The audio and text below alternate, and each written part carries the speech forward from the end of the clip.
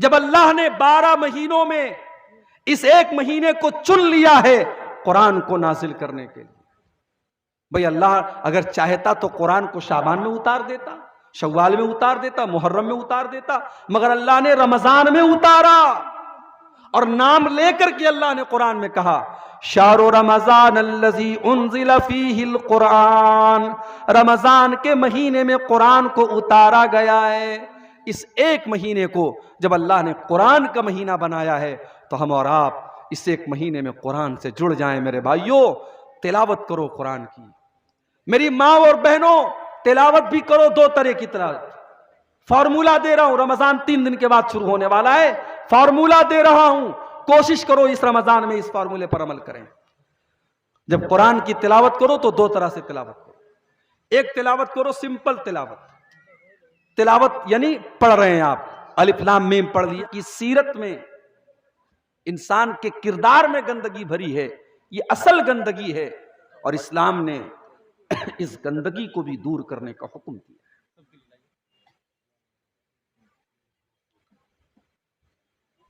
اسی لیے آپ قرآن کریم کا مطالعہ کیجئے۔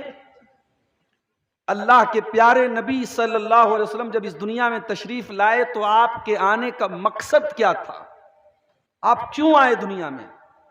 اللہ نے کیوں بھیجا آپ کو دنیا میں؟ لَقَدْ مَنَّ اللَّهُ عَلَى الْمُؤْمِنِينَ إِذْ بَعَثَ فِيهِمْ رَسُولًا مِّنْ أَنفُسِهِمْ يَتْلُو عَلَيْهِمْ آيَاتِهِ وَيُزَكِّيهِمْ وَيُعَلِّمُهُمُ الْكِتَابَ وَالْحِكْمَةَ وَإِنْ كَانُوا مِنْ قَبْلُ لَفِي ضَلَالٍ مُبِينٍ۔ اللہ تعالیٰ کا بہت بڑا احسان ہے ایمان والوں پر، اس نے ایمان والوں کے اندر ایک ایسا رسول بھیجا یتلو علیہم آیاتہ، جو قرآن کی آیتوں کو پڑھ پڑھ کے سناتے ہیں، وَيُزَكِّيهِمْ، اور ان کو پاک اور صاف کرتے ہیں، ان کو پوتر کرتے ہیں، ان کو صاف کرتے ہیں۔ تو نبی اکرم کس چیز سے صاف کرنے کے لیے آئے تھے؟ نبی اکرم لوگوں کو نہلانے اور غسل دینے کے لیے تھوڑی آئے تھے۔ یہاں صفائی اور پاکی کا مطلب یہ ہے کہ اللہ کے پیارے نبی اخلاق اور کردار اور عقیدے کی گندگیوں سے ہمیں اور آپ کو نکالنے کے لیے آئے۔ اور میرے پیارے ساتھیوں، انہی گندگیوں میں سے ایک بہت بڑی گندگی ہے سماج کے اندر زناکاری اور بدکاری کی گندگی۔ اسلام اس بات کو قطعاً گوارا نہیں کرتا کہ سوسائٹی کے اندر بدکاری ہو، زناکاری ہو، حرام کاری ہو۔ اسلام نے ہر طریقے کی بدکاری کو حرام قرار دیا ہے۔ وَلَا تَقْرَبُوا الْفَوَاحِشَ مَا ظَهَرَ مِنْهَا وَمَا بَطَنَ، تمام گندے کاموں سے، تمام فحش کاموں سے، تمام ناپاک حرکتوں سے بچو، ان کے قریب نہ جاؤ، چاہے وہ کھل کر کی جا رہی ہوں، چاہے وہ چھپ کر کی جا رہی ہوں۔ قرآن کا 15واں پارہ اٹھاؤ، اللہ فرماتا ہے وَلَا تَقْرَبُوا الزِّنَا إِنَّهُ كَانَ فَاحِشَةً وَسَاءَ سَبِيلًا، تم زنا کے قریب بھی نہ جانا، یہ بہت گندا کام ہے، بہت ہی برا راستہ ہے۔ غور کیجئے، یہ نہیں کہ زنا مت کرو، زنا کے قریب بھی مت جاؤ، یہ قرآن کا لفظ ہے۔ یعنی یہ حرکت، یہ زناکاری، یہ بدکاری اللہ تعالیٰ کو اتنی ناپسند ہے کہ اللہ نے اس کے قریب بھی جانے سے منع کیا ہے۔ اور یہ چیز اللہ تعالیٰ کو جتنی ناپسند ہے شیطان کو اتنی ہی پسند ہے۔ آپ جانتے ہیں جب ہمارے باپ آدم اور ہماری ماں حوا نے جنت میں اس درخت کو کھا لیا جس کے قریب جانے سے اللہ نے منع کیا تھا، تو اس غلطی کا سب سے پہلا جو اثر ظاہر ہوا، دونوں کے بدن کے کپڑے اتر گئے، دونوں ننگے ہو گئے۔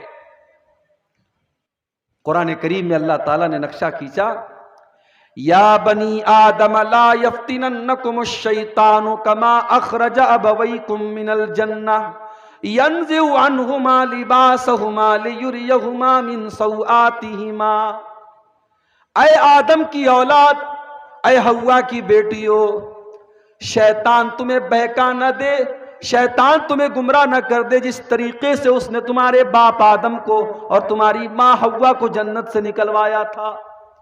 يَنزِعُ عَنْهُمَا لِبَاسَهُمَا، اس نے ان دونوں کے کپڑوں کو اتروا دیا تھا، دونوں کی شرمگاہیں نظر آنے لگی، دونوں کا ستر نظر آنے لگا، اور شیطان یہی چاہتا تھا دونوں ننگے ہو جائیں۔ پہلے دن سے ابلیس کا یہی مشن ہے، انسان ننگا ہو جائے، عورت ننگی ہو جائے، مرد ننگا ہو جائے، عریانیت، ولگیرٹی، اشلیلتا، یہ شیطان کا مشن ہے۔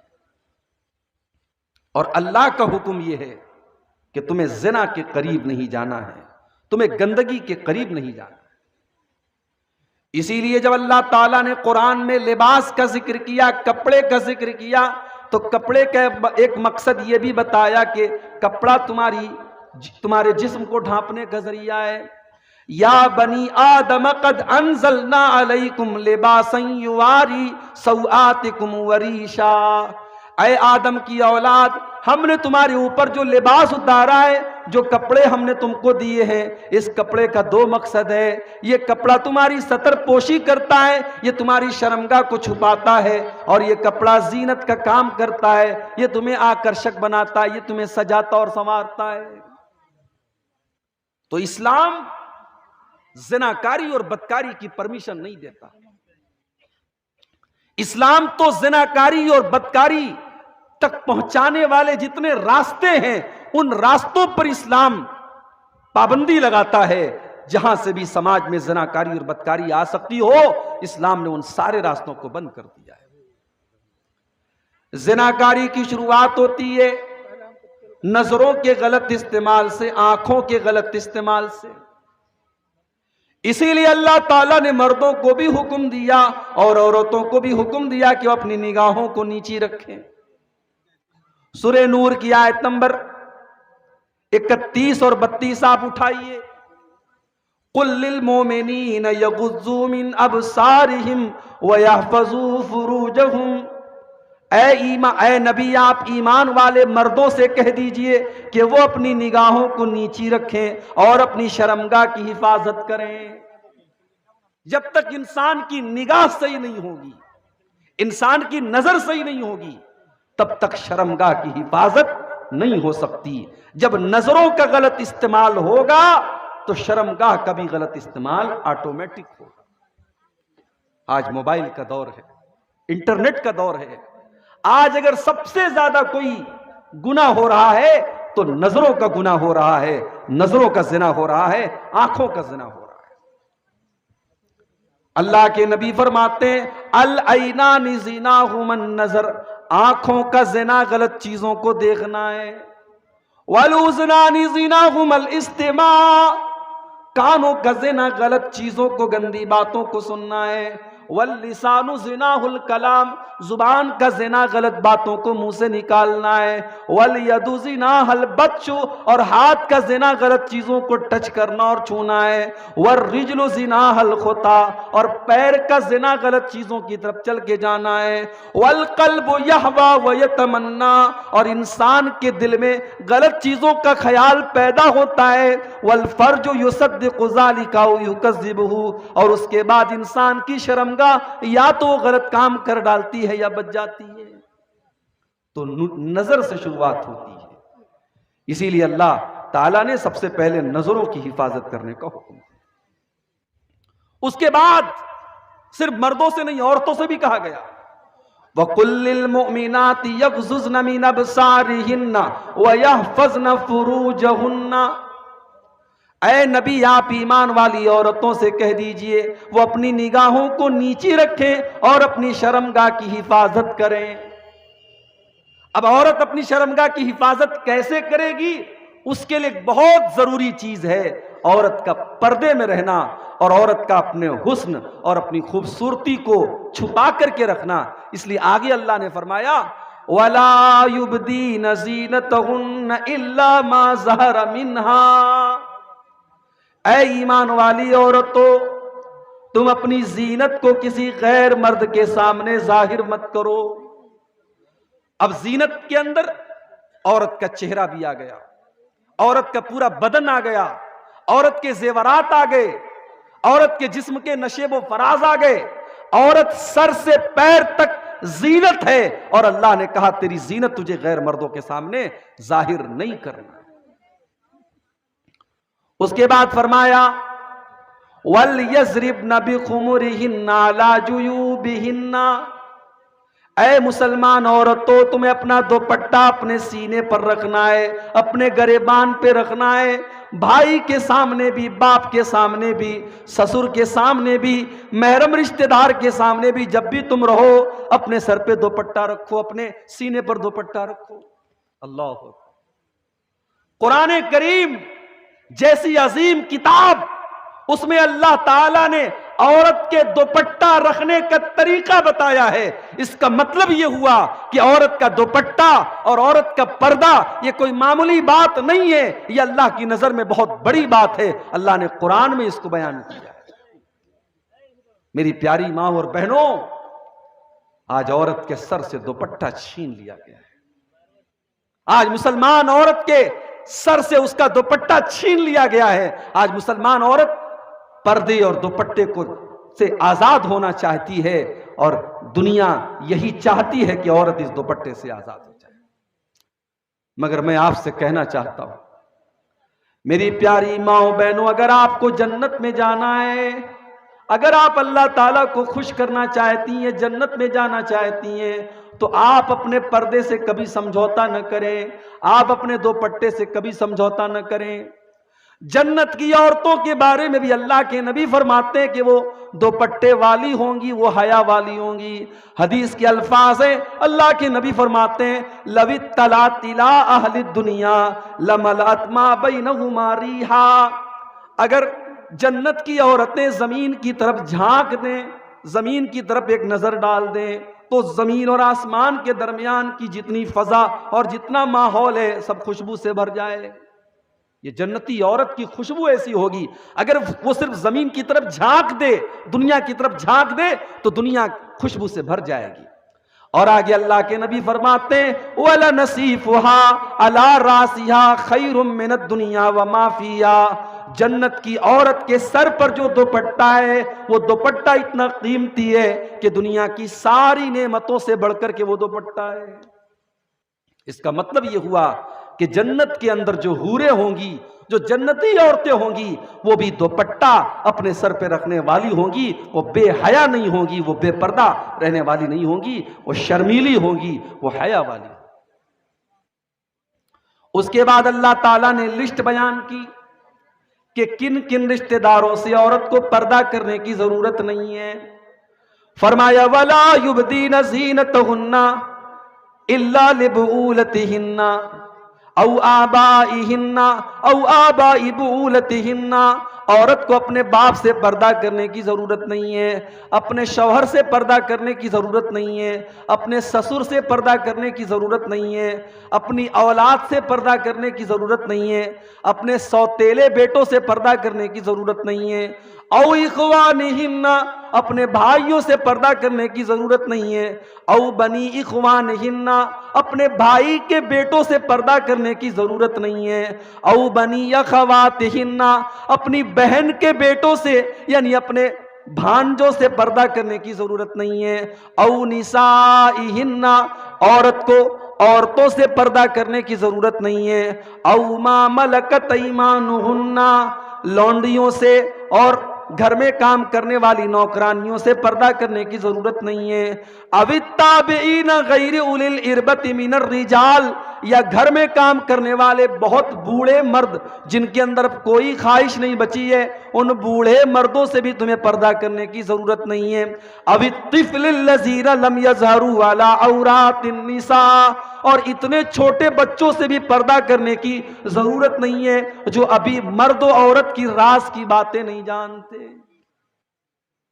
اللہ نے کہا کہ بچے ایسے ہونے چاہیے جو عورت کی راز کی باتیں نہ جانتے۔ آج تو موبائل نے بچوں سے ان کا بچپن چھین لیا۔ 8-8 سال کے بچے 9 سال کی بچیاں آج اپنی عمر سے آگے کی سوچ اور ذہنیت رکھتی ہے۔ میرے پیارے ساتھیوں، آج بچوں سے ان کا بچپن ہم نے موبائل دے کر کے چھین لیا ہے۔ اللہ فرما رہا ہے کہ اتنے چھوٹے بچے جو بھی عورتوں کی راز کی باتیں نہیں جانتے ہیں، ان سے پردہ کرنے کی ضرورت نہیں ہے۔ اس کا مطلب یہ نکلا اگر بچے بڑے ہو جائیں، سمجھدار ہو جائیں، اگرچہ ابھی بالغ نہیں ہوئے ہیں لیکن اگر وہ سمجھدار ہو چکے ہیں تو ان سے بھی پردہ کرنا چاہیے۔ اس کے بعد فرمایا وَلَا يَضْرِبْنَ بِأَرْجُلِهِنَّ لِيُعْلَمَ مَا يُخْفِينَ مِنْ زِينَتِهِنَّ۔ اے مسلمان عورتوں، جب تم زمین پہ چلا کرو تو اپنے پاؤں کو زور زور سے نہ مار کے چلا کرو، اس لیے کہ تمہارے پاؤں کے اندر جو پائل ہوتی ہے، جو تمہارے پیر کے اندر پازیب اور پائل ہوتی ہے، اس پائل کی آواز بھی غیر مردوں تک نہ جائے۔ تمہاری وہ زینت ہے، تمہارے پائل کی جھنکار بھی تمہاری زینت ہے، وہ زینت بھی غیر مردوں تک نہ جائے۔ او میری پیاری ماں بہنوں، یہ اللہ کا قرآن ہے، یہ میرے رب کا کلام ہے جو آپ کو پائل کی آواز بھی غیر مردوں تک لے جانے کی اجازت نہیں دیتا۔ جو اسلام ایک عورت کے پائل کی آواز کو غیر مردوں تک جانے کی اجازت نہیں دیتا، وہ اسلام اس بات کی کیسے اجازت دے دے گا کہ عورت سج کر کے، سور کر کے، کریم پاؤڈر لگا کر کے، لپسٹک لگا کر کے، اپنی آنکھوں پر مسکارا لگا کر کے، اپنے بالوں میں خوشبو لگا کر کے، اپنے آپ کو سجا کر کے اور سنوار کر کے وہ غیر مردوں کے سامنے نکلے۔ میری پیاری ماں بہنوں، اسلام نے یہ ساری تعلیمات اسی لیے تو دی ہے تاکہ سماج سے زناکاری ختم ہو جائے۔ زناکاری اور بدکاری کو روکنے کے لیے جب تک ہم ان تعلیمات پر عمل نہیں کریں گے تب تک سماج سے زناکاری اور بدکاری نہیں ختم ہو سکتی۔ قرآن کا 22واں پارہ اٹھائیے، 21ویں پارے کی آخری آیتیں اور 22ویں پارے کی شروعاتی آیتیں دیکھیے۔ حکم تو دیا جا رہا ہے نبی کی بیویوں کو، خطاب تو کیا جا رہا ہے نبی کی بیویوں کو، مگر ان کے ذریعے پوری امت کو کچھ پیغام دیا جا رہا ہے۔ یا ایھا النبی قل لازواجک ان کنتن تردن الحیاۃ الدنیا وزینتہا فتعالین امتعکن واسرحکن سراحا جمیلا۔ اے نبی، اپنی بیویوں سے کہہ دیجئے اگر تم کو دنیا چاہیے اور دنیا کی دولت چاہیے تو آ جاؤ، میں تم کو دنیا کی دولت دے دیتا ہوں، لیکن میں تم کو طلاق دے دیتا ہوں، میں تم کو چھوڑ دیتا ہوں۔ میری ماں اور بہنوں، آج شوہر اگر حلال طریقے سے پیسہ کماتا ہے، اگر شوہر محنت کر کے پیسہ کماتا ہے تو عورتوں کو راس نہیں آتا، ان کو یہ لگتا ہے ہمارے ارمان پورے نہیں ہو سکتے۔ آج کتنی عورتیں ہیں جو شوہر کو مجبور کرتی ہیں کہ وہ ان کا شوق پورا کرنے کے لیے ناجائز راستے اپنائے، حرام راستے اپنائے، غلط طریقے اپنائے۔ نبی اکرم کی بیویاں جو اس امت کی مائیں ہیں، جب اللہ کے نبی کی بیویوں نے ایک مرتبہ اللہ کے نبی سے ڈیمانڈ کی کہ ہمارے خرچے بڑھنے چاہیے، ہماری آمدنی بڑھنی چاہیے، ہمیں پیسہ زیادہ ملنا چاہیے، مدینہ کی اور عورتیں بہت آرام سے رہتی ہیں، ہمیں بھی آرام سے رہنے کا حق ہے، جب انہوں نے اللہ کے نبی سے یہ مطالبہ کیا تب قرآن کی یہ آیت نازل ہوئی۔ قرآن کی یہ آیت نازل ہوئی اور اللہ نے اپنے نبی کے ذریعے اپنے نبی کی عورتوں کو یہ پیغام دلوایا کہ اگر تم کو دنیا چاہیے اور دنیا کی دولت چاہیے تو آؤ، میں تم کو دنیا کی دولت دے دیتا ہوں، مگر پھر تم کو نبی کے گھر میں رہنے کا ادھیکار نہیں۔ اے نبی کی عورتوں، اگر تمہیں دنیا کی رنگینی، دنیا کی دولت، دنیا کی چکا چوند چاہیے تو آ جاؤ، میں تم کو دنیا کی دولت دے دیتا ہوں، لیکن میں تم کو اپنے نبی کے گھر سے، اپنے گھر سے میں تم کو نکال دیتا ہوں۔ وَإِن كُنتُنَّ تُرِدْنَ اللَّهَ وَرَسُولَهُ وَالدَّارَ الْآخِرَةَ فَإِنَّ اللَّهَ أَعَدَّ لِلْمُحْسِنَاتِ مِنكُنَّ أَجْرًا عَظِيمًا۔ اور اگر تم اللہ سے محبت کرتی ہو، رسول سے محبت کرتی ہو اور آخرت میں اپنا گھر بنانا چاہتی ہو تو اے نبی کی بیویو، تم نبی کے ساتھ رہو، اچھے کام کرتی رہو، اللہ کے نبی کے ساتھ رہو گی، تمہیں اللہ جنت عطا کرے گا۔ ہاں تمہیں نبی کے گھر میں عیش و آرام تو نہیں ملے گا، بہت اچھا گھر تو نہیں ملے گا، بہت اچھا کھانا تو نہیں ملے گا، لیکن اگر تم نبی کے ساتھ نیکی کا کام کرتی رہو گی تو اللہ کا وعدہ ہے تم کو جنت ضرور ملے گی۔ جب قرآن کی یہ دونوں آیتیں نازل ہوئی، صحیح بخاری کی روایت ہے، اللہ کے پیارے نبی صلی اللہ علیہ وسلم اپنی سب سے محبوب بیوی حضرت عائشہ کے پاس آئے۔ اے عائشہ، ایک بات تم سے کہنا چاہتا ہوں، کہیے اللہ کے نبی کیا بات ہے؟ اے عائشہ، جو بات میں کہنے جا رہا ہوں تم غور سے سننا اور کوئی جلد بازی میں فیصلہ نہ کرنا، اپنے ماں باپ سے مشورہ کرنے کے بعد تم مجھ کو جواب دینا۔ اے اللہ کے نبی کیا بات ہے؟ آپ اس طریقے سے کیوں کہہ رہے ہیں؟ آخر معاملہ کیا ہے؟ آپ نے قرآن کی یہی دونوں آیتیں پڑھ دیں۔ آپ نے حضرت عائشہ سے پوچھا، اے عائشہ، اللہ تعالیٰ تم کو آپشن دے رہا ہے، تم کو چوائس دے رہا ہے، یا تو تم دنیا کی دولت لے کر کے اپنے نبی سے الگ ہو جاؤ، یا دنیا کی تکلیفیں اٹھا کر کے تم نبی کے ساتھ رہو۔ کیا کرو گی عائشہ؟ تمہاری چوائس کیا ہے؟ میری پیاری ماں بہنوں، اماں عائشہ نے کیا جواب دیا تھا؟ آج وہ جواب میری پیاری ماں بہنوں ہمارے اور آپ کے گال پہ تھپڑ ہے۔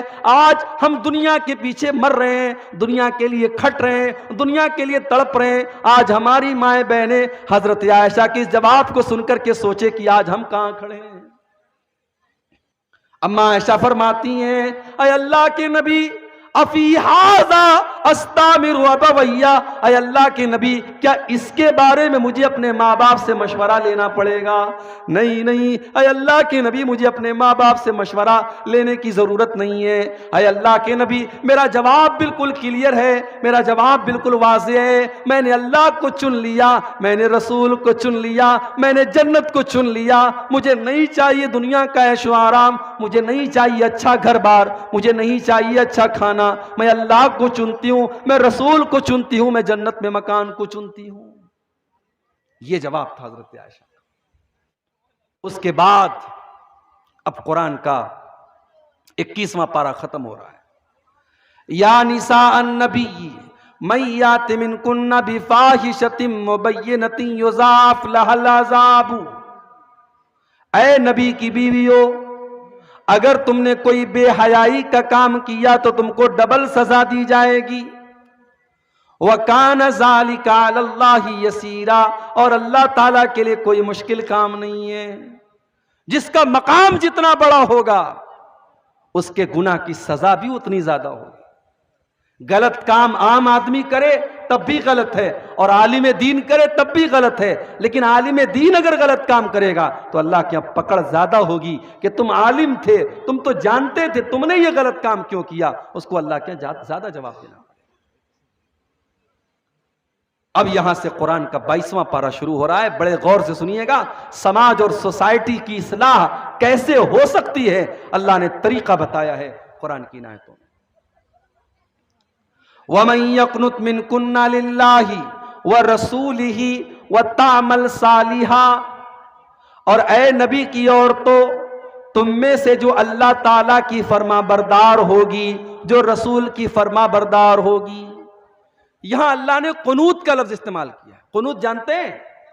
دعائے قنوت ہم لوگ پڑھتے ہیں وتر کی نماز میں، یہ مصیبت آنے پر ہم قنوت نازلہ پڑھتے ہیں۔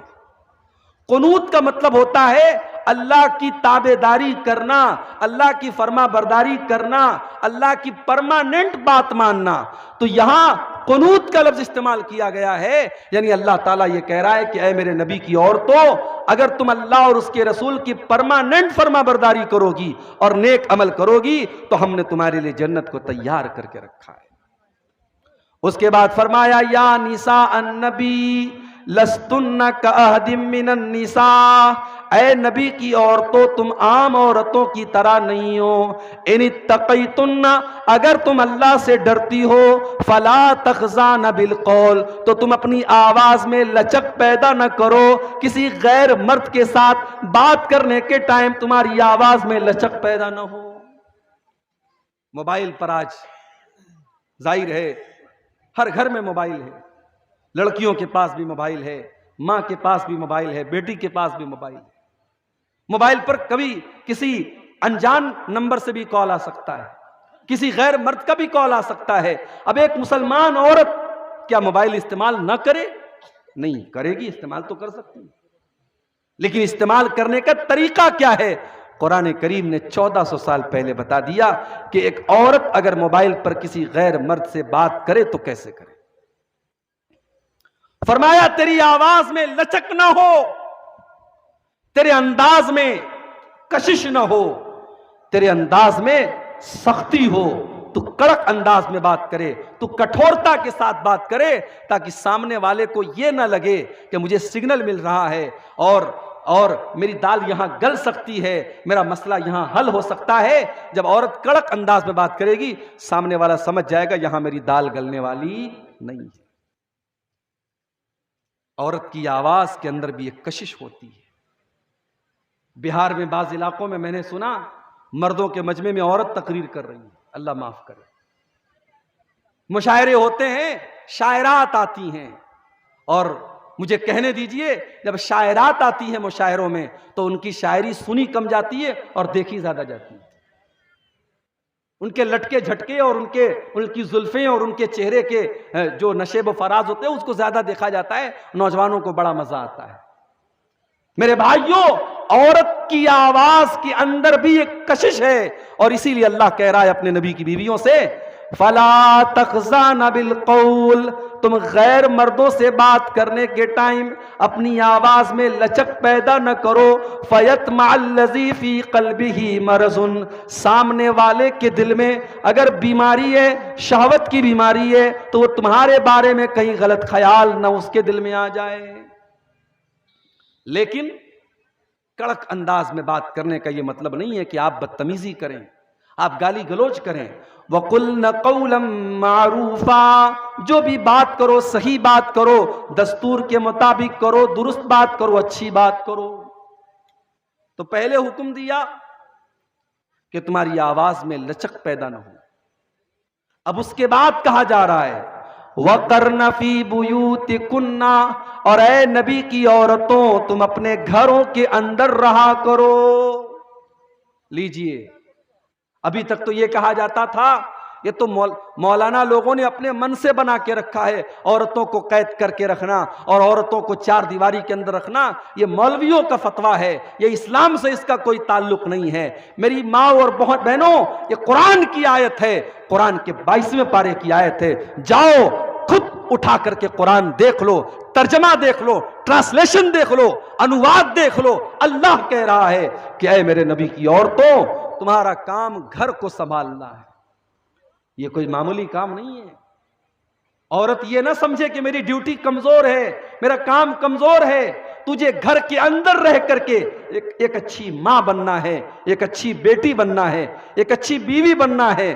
ضروری نہیں ہے کہ عورت ہوائی جہاز میں ایئر ہوسٹس بن کر کے غیر مردوں کو لبھائے گی تب یہ کہلائے گی کہ ہاں اس نے بڑا کارنامہ انجام دیا۔ بڑے بڑے شاپنگ مال میں اور بڑی بڑی دکانوں میں عورت کو آدھے ادھورے کپڑے پہنا کر کے وہاں غیر مردوں کو آکرشت کرنے کا کام دیا جائے، تب عورت کو لگے کہ ہاں صاحب میں بڑے کام کی چیز ہوں۔ اسلام یہ کہتا ہے عورت گھر کے اندر رہ کر کے، پردے کے اندر رہ کر کے بھی بہت کچھ کر سکتی ہے۔ وَقَرْنَ فِي بُيُوتِكُنَّ، اپنے گھروں کے اندر جمی رہو۔ وَلَا تَبَرَّجْنَ تَبَرُّجَ الْجَاهِلِيَّةِ الْأُولَى، اور جب تم گھر سے نکلا کرو تو بن سنور کر کے، اپنے آپ کو ایکسپوز کر کے، نمایاں کر کے، سجا کر کے، سنوار کر کے، ایسے کپڑے پہن کر جس کپڑے میں تمہاری خوبصورتی نظر آئے، ایسی بن کر کے تم نہ نکلا کرو۔ تبرج عربی میں برج کہتے ہیں، کسی قلعے کی ایسی عمارت کو جو دور سے نظر آئے اس کو عربی میں برج کہتے ہیں، اسی سے بنا ہے تبرج، یعنی عورت ایسی بن کر کے نہ نکلے کہ دور سے ہی پتہ چل جائے کہ ہاں عورت جا رہی ہے۔ آج تو حالات یہ ہے ماشاءاللہ، لیڈیز کے پرفیوم الگ آ رہے ہیں، جینٹس کے پرفیوم الگ آ رہے ہیں۔ اب تو خوشبو بتا دیتی ہے کہ کوئی اس راہ سے ہو کر گیا ہے۔ میری ماں اور بہنوں، اسلام تو وہ دین ہے جو عورت کو خوشبو لگا کر کے غیر مردوں کی مجلس کے پاس سے گزرنے سے منع کرتا ہے۔ اللہ کے پیارے نبی فرماتے ہیں ایما امرأۃ استعطرت فمرت بالمجلس، جو عورت خوشبو لگا کر کے غیر مردوں کی مجلس کے پاس سے گزرتی ہے فَهِيَ كَذَا وَكَذَا، ایسی عورت بد چلن ہے، بے حیا ہے، زانیہ ہے، ایسی عورت کو اللہ کے نبی نے بد چلن قرار دیا ہے۔ آج افسوس کی بات ہے، مسلمان عورتیں ہیں، مجھے تو حیرت اس کے باپ پر ہوتی ہے، مجھے حیرت اس کے بھائی پر ہوتی ہے، مجھے حیرت اس کے بیٹے اور اس کے شوہر پر ہوتی ہے کہ وہ کیسے الاؤ کرتا ہے کہ اس کے گھر کی عورتیں ایسے کپڑے پہنے جیسے آج مسلمان لڑکیاں اور عورتیں پہن رہی ہیں۔ ایسا لباس ہے، پوری آستین نظر آ رہی ہے، پیٹھ نظر آ رہی ہے، عورت کا پورا جسم نظر آ رہا ہے، اتنا ٹائٹ کپڑا ہے کہ کپڑا پہننے کے باوجود ایسا لگ رہا ہے کہ عورت ننگی ہے۔ اور جب ہم اللہ کے نبی کی اس حدیث کو اپنے سامنے رکھتے ہیں تو ایسا لگتا ہے کہ اللہ کے پیارے نبی نے آج کے دور کے فیشن کو سامنے رکھ کر کے اس حدیث کو بیان کیا ہے اور اس بات کو بیان کیا ہے۔ صحیح مسلم کی روایت ہے، اللہ کے پیارے نبی فرماتے ہیں صنفان من اہل النار لم ارہما، دو قسم کے لوگ جہنم میں جائیں گے اور میں نے ابھی ان کو نہیں دیکھا، یعنی قیامت کے پہلے وہ لوگ آئیں گے۔ نمبر 1، قوم ماہم سیات کاذناب البقر یضربون بها الناس، کچھ ایسے لوگ آئیں گے جن کے ہاتھ میں گائے کی دم کی طرح کوڑا ہوگا اور وہ کوڑے سے لوگوں کو ماریں گے۔ اب یہاں کوڑے کا مطلب کوڑا بھی ہو سکتا ہے اور یہاں کوڑے کا مطلب یہ بھی ہو سکتا ہے کہ ان کے ہاتھ میں پاور ہوگا، ان کے ہاتھ میں طاقت ہوگی اور وہ طاقت کا غلط استعمال کریں گے۔ آج آپ دیکھ لیں، مجھے کسی کا نام لینے کی ضرورت نہیں ہے، جہاں بھی ظلم ہو رہا ہے اور ظالم کسی بھی نام سے اور کسی بھی شکل سے اگر ظلم کر رہا ہے تو یہ حدیث آپ وہاں پر فٹ کر سکتے ہیں۔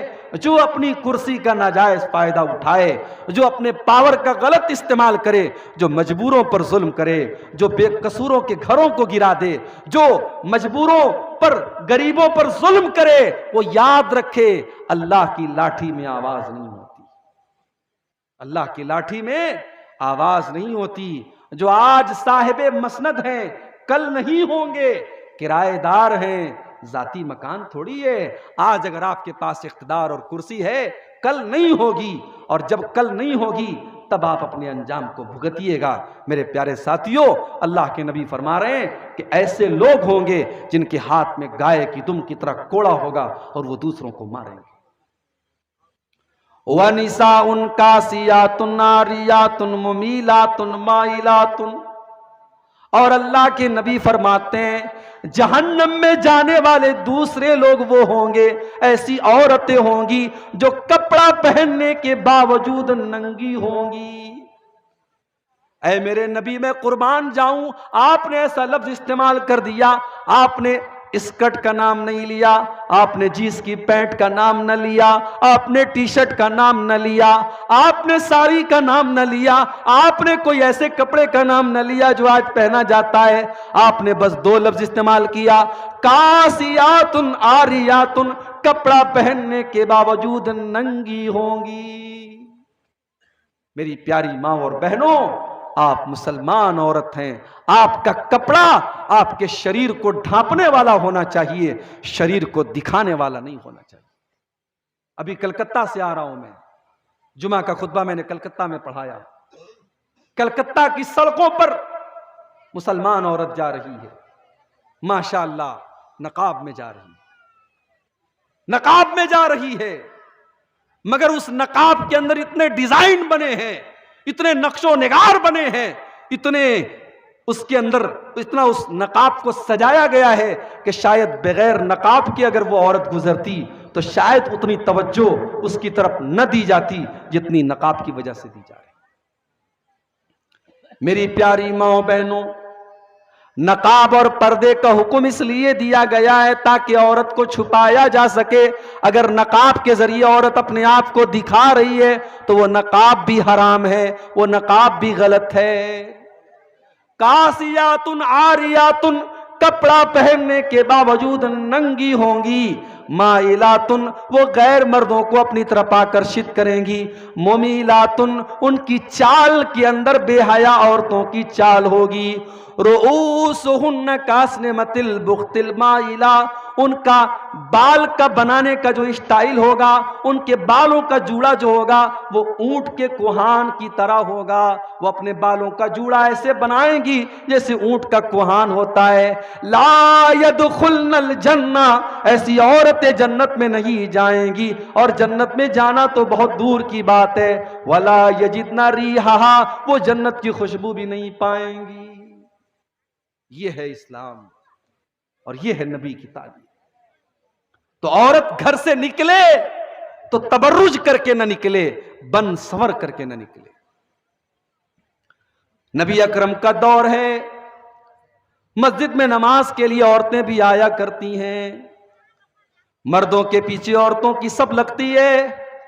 نماز ختم ہوتی ہے, مرد حضرات بھی مسجد سے نکل رہے ہیں, عورتیں بھی نکل رہی ہیں.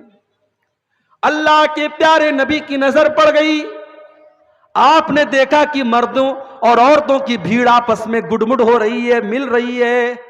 آپ نے بڑے غصے میں عورتوں سے کہا, استاخرنا, اے عورتوں تم پیچھے ہٹ جاؤ. لیس لکن ان تحققن الطریق, بیچ راستے میں سے چلنا تمہارا کام نہیں ہے.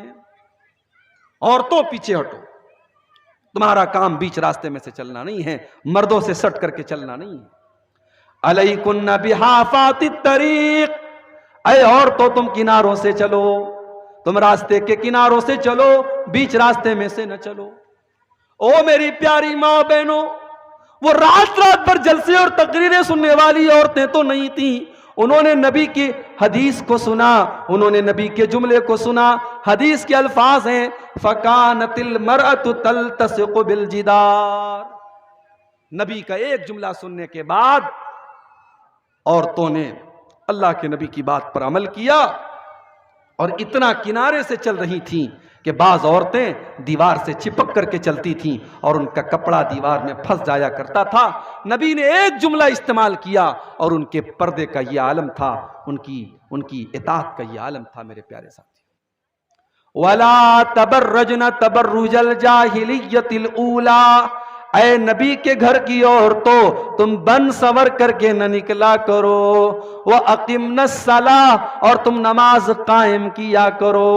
رمضان کا مہینہ آنے والا ہے. او میری پیاری ماں بہنوں, اگر آپ نماز نہیں پڑھتی ہیں, کم سے کم رمضان میں شروع کر دیجئے, اور کوشش کیجئے کہ رمضان میں ایک وقت کی نماز بھی قضا نہ ہونے پائے. انشاءاللہ اگر آپ نے ایک مہینہ نماز کی پابندی کر لی تو مجھے پوری امید ہے کہ آپ اگر رمضان بھر نماز پڑھ سکتی ہیں, ایک مہینہ 5 ٹائم کی نماز پابندی سے پڑھ سکتی ہیں, تو سال کے باقی 11 مہینے بھی آپ نماز کی پابندی کر سکتی ہیں. بہانے مت کیجئے, نماز نہ پڑھنے کا کوئی بہانہ نہیں ہے ہمارے پاس. نبی کے دور کی عورتیں گیس کے چولہے پر کھانا نہیں بناتی تھی. نبی کے دور کی عورتیں نل سے پانی نہیں بھرتی تھیں. اس زمانے کے بچوں کو ڈائپر استعمال نہیں کرایا جاتا تھا.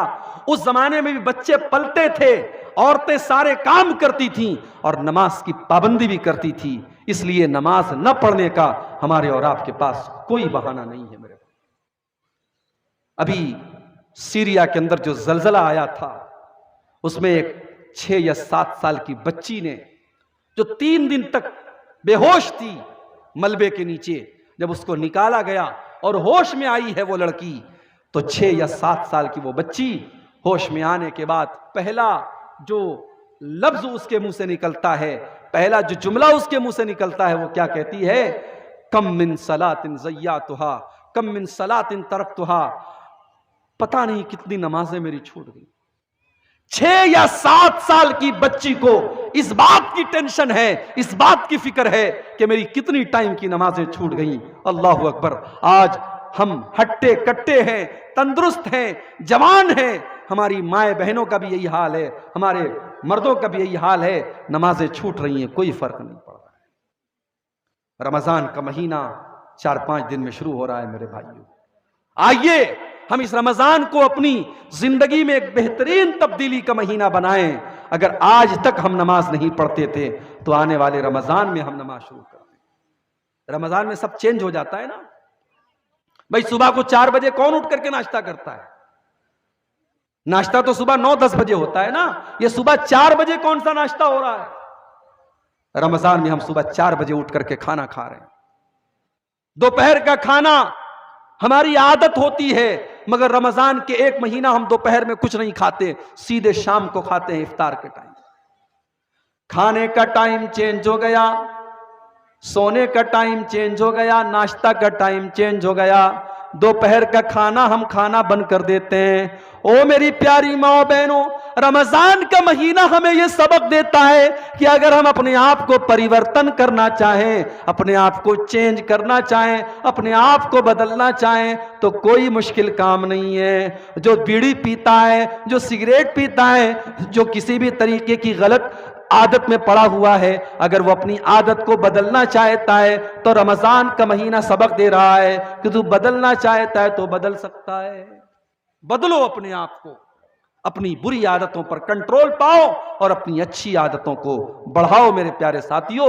اللہ کہہ رہا ہے وَأَقِمْنَ الصَّلَاةَ، اے عورتوں نماز قائم کرو، وَآتِينَ الزَّكَاةَ، اور زکوٰۃ ادا کرو، زکوٰۃ ادا کرو۔